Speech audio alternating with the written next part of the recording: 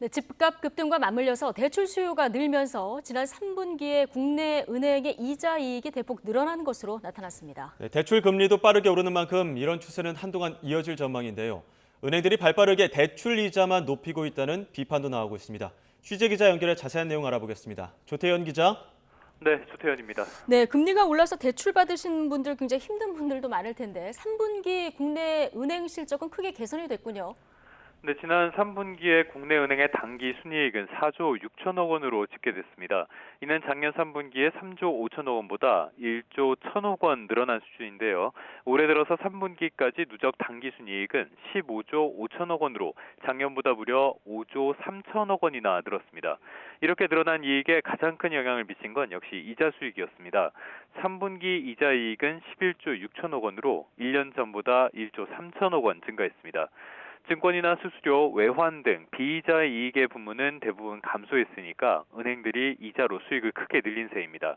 가장 큰 이유는 대출 자체가 늘었다는 점인데요. 한국은행 자료를 보면 지난달 말 기준으로 은행권의 가계대출 잔액은 1,057조 9천억 원, 기업대출은 1,059조 3천억 원이었습니다. 지난해 10월 말과 비교하면 가계대출과 기업대출이 각각 100조 원 가까이 늘어났는데요. 여기에 예금이자와 대출 이자의 차이를 말하는 예대금리 차이는 지난 3분기에 1.8%포인트로 1년 전보다 0.04%포인트 상승했습니다. 지난 8월에 한국은행이 기준금리를 인상한 뒤 대출금리가 빠르게 예금금리는 더디게 오르는 추세라는 점을 고려하면 은행들의 이자 잔치는 한동안 이어질 전망입니다. 네, 금융당국의 강력한 대출 규제가 은행들의 배만 불리고 있다는 비판이 적지 않은데요. 당국의 대응 방침이 나왔습니까? 네, 실제로 금융당국이 대출 관리를 강화하면서 은행권은 우대금리를 축소하는 방법으로 대응에 나선 상태입니다. 대출금리를 높여서 수요를 줄인다는 계산이지만 결국 대출금리가 더 빠르게 올라 예대금리 차이만 벌리고 있다는 비판이 적지 않습니다. 금융감독원 역시 최근 시장금리가 빠르게 올라 한계차주의 상환 능력이 떨어질 가능성을 우려하고 있습니다.